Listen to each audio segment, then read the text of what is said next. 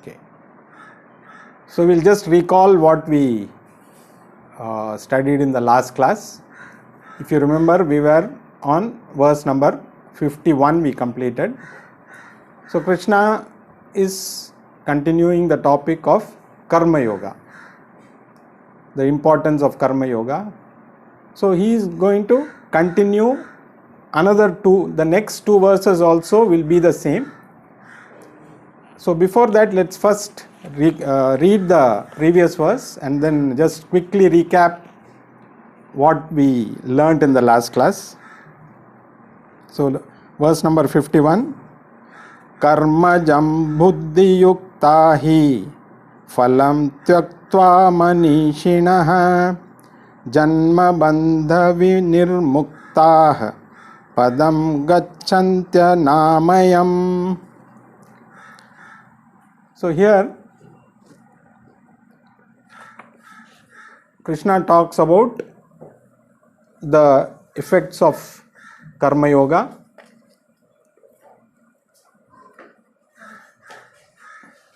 So it's for liberation there are three stages. In the first stage, you build a proper attitude. This attitude comes from discrimination. So as we know, the Purusharthas are four: Dharma, Artha, Kama and Moksha. We basically, all of us, with a very few exceptions, our focus is more on Artha and Kama, which is natural. I mean, it's nothing wrong. All the four are important. It is not that we don't need Dharma, Artha and Kama. They are also equally important. But we get so much caught up in these two that we forget the other two, which are more important, that is Dharma and Moksha. So we should slowly shift our focus, keeping Artha and Kama to the required extent, increasing the focus on Dharma and Moksha. So that is what Karma Yoga is all about. So once you build the proper attitude, then in the next phase, as you do Karma Yoga, you don't look for the results of your actions. You continue doing your actions and accept the results as they come. So Karma Phala, you don't look for the Phala, you accept. Karma Phala will definitely happen because any action has to produce a result. So results will come. But if our focus is only on the results, the mind will always be disturbed.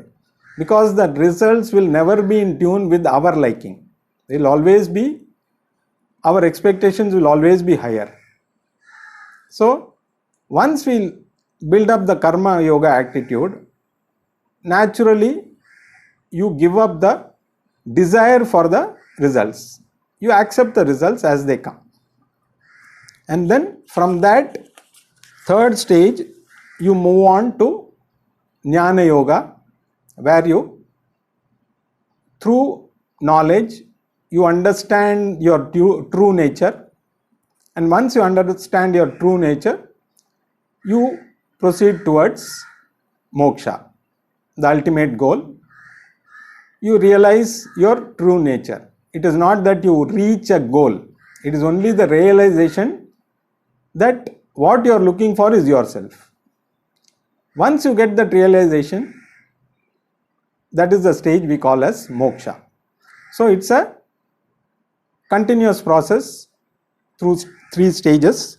You have understood?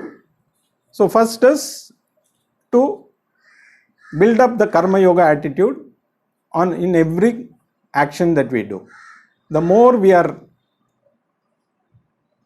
doing Karma Yoga with that attitude, Karma Yoga itself means that attitude. Otherwise it is only karma. Whatever we do is karma. But when we say Karma Yoga, it means we have the attitude of giving up the results or not focusing on the results of the action.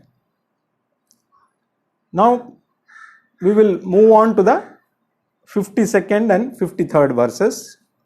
So this is only a elaboration further of what we have seen so far. So the next two verses are just again reaffirming the importance of Karma Yoga. And with the 53rd verse, actually Krishna is going to conclude Karma Yoga. And not only that, the teaching actually gets over by that verse. First, let us look at those two verses, then we will understand what is in store further. So let us now read verse number 52. Yada te moha kalilam buddhir vyatita rishyati tada gantasi nirvedam shrotavyasya shrutasya cha. So Krishna says further, when your intellect crosses the mist, because in a mist you can't see much, it is only partial. Sometimes the mist covers everything, sometimes you can see partially. So once you cross that, you gain dispassion towards what has been heard and what is yet to be heard. So basically 52 and 53, the movement towards moksha, it's in two, you can say two jumps. The first jump is from Karma Yoga to Jnana Yoga. And the second jump is from Jnana Yoga to Moksha, so which is the ultimate goal. So first, through Karma Yoga, you move towards, because once the mind is prepared, you move towards Jnana Yoga to gain knowledge. And once you gain knowledge, and once that knowledge is firm in your mind, in your intellect, you gain moksha.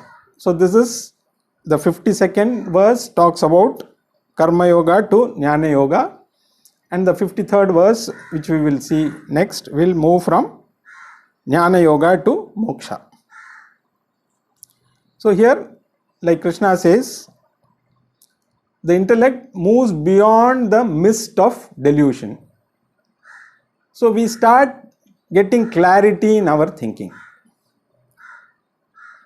So as the mind gets more and more purified, the ultimate goal of moksha becomes very clear.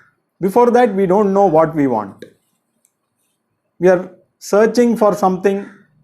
We know we want a lot of things, but we don't know exactly what we want. And what is that will give us the ultimate happiness.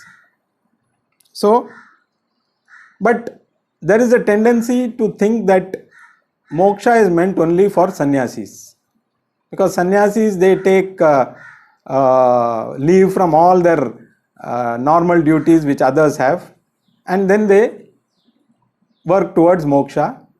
In fact, if you don't have anything else to do, then only you become a sannyasi and then you attain moksha. This is what people think. But normally that is associated with the politicians. When you don't have anything to do, you become a politician.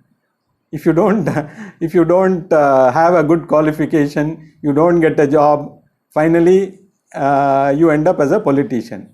And people think the sannyasis are similar. They also, those who don't have anything to do, those who have failed in life, those who have lost many things, they become sannyasis. So there is a wrong notion that sannyasis are the only ones who are working for moksha. We forget that everyone's goal is only that, and probably not all sannyasis are clear about their goal.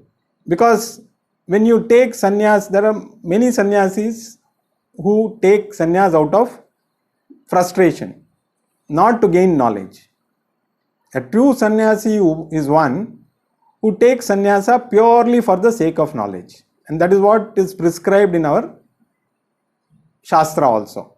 So you can skip the previous part, Grihastha part, if you are very sure you want to only focus on knowledge and gain moksha. But people tend to take sannyasa for various reasons, and ultimately they end up more confused than people who are grihasthas, many of them. And it is very difficult for us to understand who is a real sannyasi, who is not. Because just by wearing some kavi clothes and then going to the forest or staying in the Himalayas is not the solution. It's probably some of them are just escaping from their duties and trying to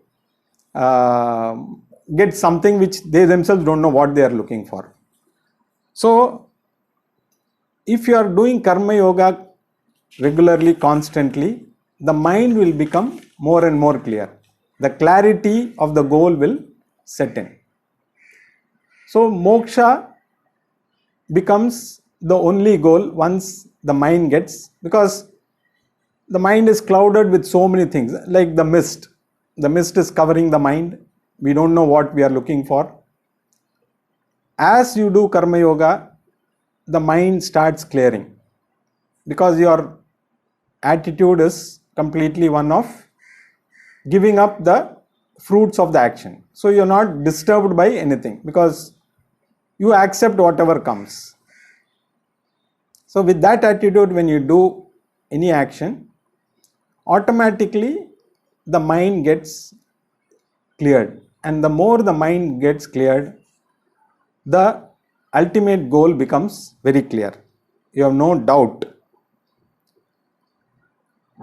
So slowly dharma and moksha will take over. The importance will become more for dharma and moksha rather than for artha and kama. Artha and kama, to the extent required, it will continue.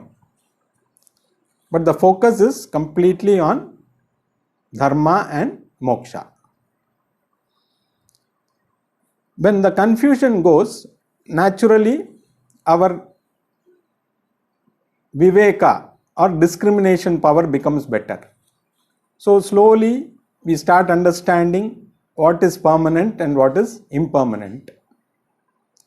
And as our viveka increases, as our discriminative power builds up, slowly it leads to dispassion. So we treat any situation equally. So we are not bothered about the external dependencies. We start depending on the self.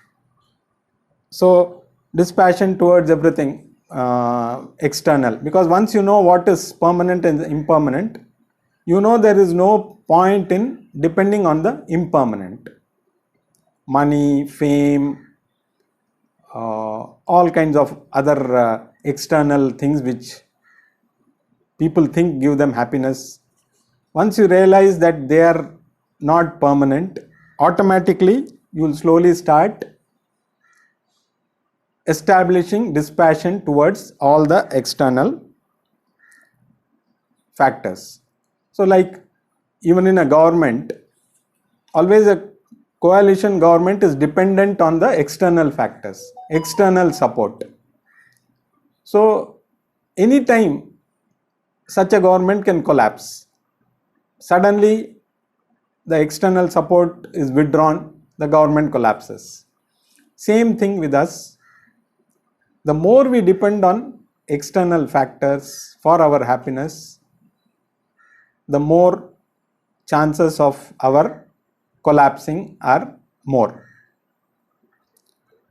Of course, we need physical dependence, because we cannot be physically independent. We always need dependent. We are always dependent on external factors for physically, because for food, for your other needs, definitely we have to depend on. The farmers have to if the farmers don't produce food, definitely we cannot survive.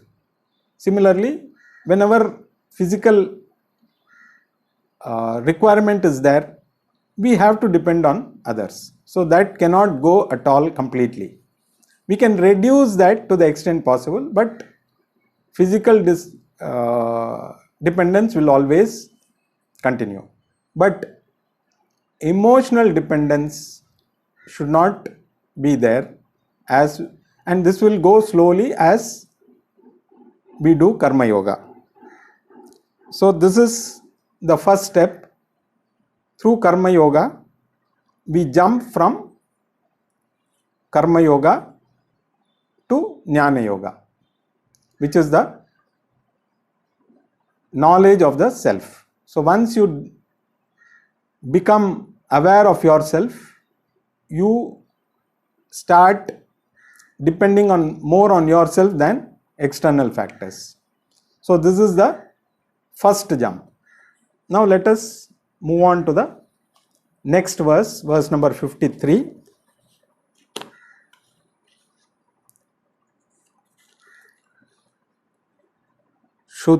Shruti vipratipanna yada sthayasya nischala samadhavachala buddhir tada yogama vyapsyasi. Here, the last verse in the karma yoga part which Krishna is describing, you slowly give up dependence on external factors, like we saw in the previous verse. It's just a continuation of that. You start, so once you realize that you are the very source of happiness, then you don't need any external factors to make you happy. For example, sometimes we were just talking about the water problems everywhere. Sometimes what happens is we are dependent on the external factors. We depend on the supply given by the government. We are, like somebody said, we have to get tankers to fulfill our water needs. It may so happen that you, in your own property, you may have a source of water which we never tapped. Or again, through rainwater harvesting, we can have enough supply of water within our own premises. So instead of depending on external sources, suddenly if you discover there is a source of water in your own property, you don't need to depend on anybody else. In fact, you can not only satisfy your need, you can probably help others also. So once you discover, so the same thing with us. Once you discover that you are the very source of happiness, then you don't need to look for happiness from outside. Like sometimes when we get something special, we achieve something special, maybe we get a rank in our studies, or we get a promotion in our work, or even if say India wins the World Cup, that the kind of happiness that we go through at that moment, which lasts for a little while, you don't feel, you feel everything is there. At that moment, you don't feel there is anything missing. You are so happy, even your enemies, you start looking at them in a friendly way at that moment. Not always, only for a few moments or a few hours or maybe a couple of days. In fact, normally when we, especially in Chennai, when we take an auto, that fellow will always ask something above the meter. We will shout at him, we will curse him. But suppose you have got a promotion that day and you take an auto, that fellow asks for 10 rupees extra, You give him 20 and say, keep it.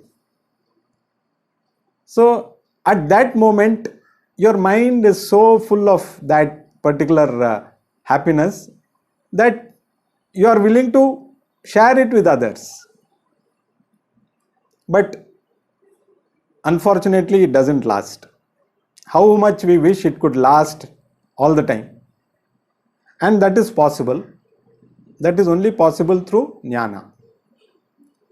Once you gain that knowledge, and that knowledge, see, gaining the knowledge is not a problem. Once, at this moment, Krishna says, you are that very source of happiness. We feel yes. But once we come out of the class, when we face a situation, we forget that. So the mind should be prepared in such a way that that knowledge is firmly entrenched in the mind, in the intellect. So nothing disturbs. So that is possible only when the mind is prepared, and when you attain that knowledge, automatically it will lead to moksha, which is a state like where at any time, any point, like I said, when you are very happy for a particular occasion, at that time you don't need anything else, but it doesn't last. But when you realize that you are that very source of knowledge, and that is available all the time, you can share this love with everybody. It's not only for yourself. You see everybody as yourself. You don't see anybody different from you. So that love and compassion that you have extends to everything around. So that is what is called moksha. It is not that you reach a point and suddenly you realize yourself. It doesn't happen. The process happens through karma yoga. The mind is slowly prepared. Then through jnana yoga, you realize that you are the source of knowledge. And when you realize, and there is ultimately, there is the mind, when it reaches a stage where it is not disturbed by anything, that is where the ultimate knowledge happens. That is moksha.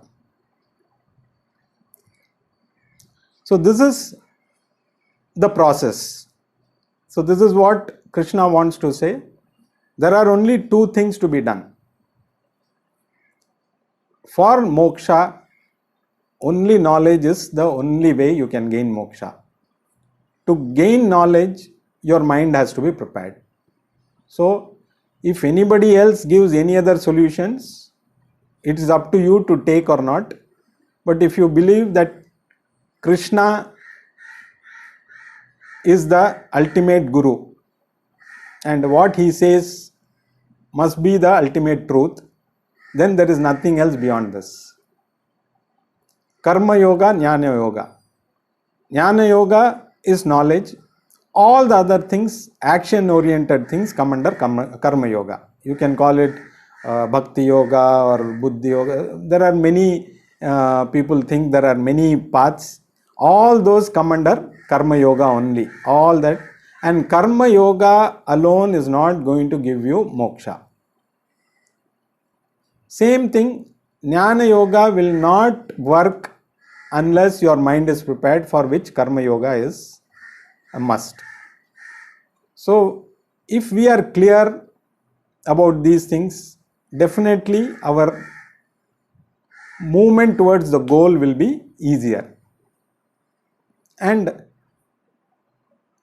people can have their own ways. There's nothing wrong. We cannot say somebody is right or somebody is wrong. But if we believe in the Shastras, and the Shastras say the goal, ultimate goal is moksha, and if you want to gain that, this is the only way.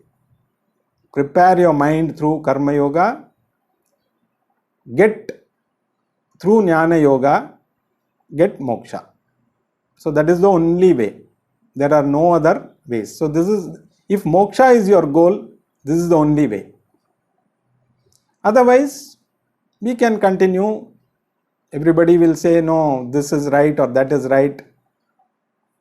You can continue and again come back after this life, again continue. So the more your desire for moksha happens, the more you will be moving towards that goal. So the desire has to come from within. There is no other way. If you feel I have to gain this in this lifetime, the effort required is tremendous. It's not going to be easy. If you want to win an Olympic medal, the kind of effort, you cannot jog on your on the beach and say I'm going to win an Olympic medal. You need to prepare for that. What all is required, the kind of diet, the kind of exercises, the kind of effort that is required to win an Olympic medal is different from winning our local tournament. So there's a big jump. So moksha is the ultimate goal. For an athlete, getting an Olympic medal is an ultimate goal. So they prepare themselves towards that, and they put up lot of effort. It requires tremendous effort. So for a limited thing, see, once you win an Olympic medal is not the end of your goal. Yes, for some time you will be in the limelight. People will talk about you. People will shower you with praise. People will shower you with gifts. But if you look back in the last Olympics, do we remember who won medals? Do they immediately? We may remember one person or two persons. So for a limited fame, we have to work so much. So for unlimited happiness, you can imagine the kind of effort that we need to put in. So once you set your goal, like an athlete sets his goal on an Olympic medal, he has to work for that. So if your ultimate goal is moksha, there is no other way. Karma yoga, jnana yoga. These are the two things which is prescribed by Lord Krishna himself. There is no third way. So if we are clear about the goal, these are the only two things. So with this, Krishna concludes actually the teaching. So from 11th verse of this chapter, second chapter, the teaching started. If you remember, once Arjuna surrendered and said, okay, now you are my guru, you tell me what to do. Only at that point, till that point, Krishna had not said anything. He allowed Arjuna to come out with all his problems, vomit out all that was in his mind. He waited till he completed, and finally Arjuna was exhausted after everything, and he said, I just surrender to you. Now you tell me what to do. So from 11th verse, the teaching started, and from 11 to 25, it was about Jnana Yoga. So the nature of the self, as if you remember, what is the Atma? What is the nature of the Atma? So all this was taught by Krishna up to the 25th verse. And now 25 to 53, Krishna talked about Karma Yoga. How to prepare the mind. So these from 25 to 53 gives the advantage or the benefits of what is Karma Yoga and the benefits of Karma Yoga. So with this, actually the teaching gets completed, because there is nothing else to be taught. If we are very clear, these 43 verses from 11 to 53, these 43 verses, if we have understood in detail very clearly, there is nothing to study further. But unfortunately, our minds are not so mature.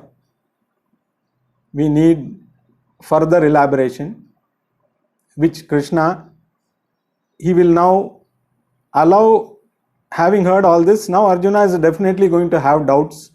So next verse, Arjuna is going to again ask further, and that will give a chance for Krishna to again explain in detail. So in these verses, he has explained overall what is Karma Yoga and what is Jnana Yoga.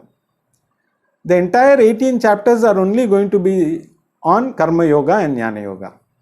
But only thing, he is going to minutely describe each thing so that it becomes more and more clear as we go, because he knows our minds are not prepared. So if everybody had a mature mind, then there was no teaching required. So we are at various stages. Our minds are, some minds are not ready at all. Such minds will take some time to, even attend a Gita class. Then once we have this urge, okay, I want to know more, then we start on this journey. And then as we progress, we have to work on our mind. So that is what. So there are basically two obstacles towards moksha. The first one is called samsaya. Samsaya means we always have a doubt. How can I be the source of happiness? Even if Lord Krishna says, I have so many problems, can I be the source of happiness? So this doubt will continue until our mind is steady. So nischala, the mind should be very steady without any movement. Only then that doubt will go away. So this is the first doubt. And the second obstacle towards us gaining knowledge is our habitual thinking that external factors are going to give us happiness. This is again, we always, though we start understanding a little bit of Vedanta, our habitual errors will always push us towards looking for happiness from external objects, which is natural. So these two obstacles are going to be there. Of course, Krishna is going to tell us how to overcome these obstacles also. But we should be prepared to take those steps to remove these obstacles. So up to this, if we are able to understand the 43 verses very clearly, we don't need any further understanding. But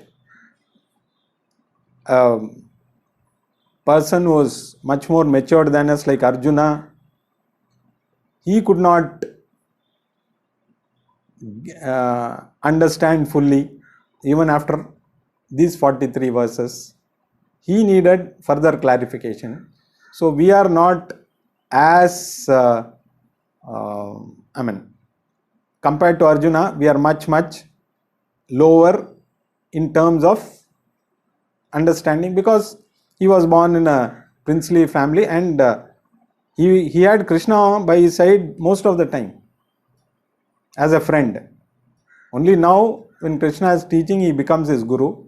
But the rest of the time, Krishna was by his side many times, and even so that itself would have given him a lot of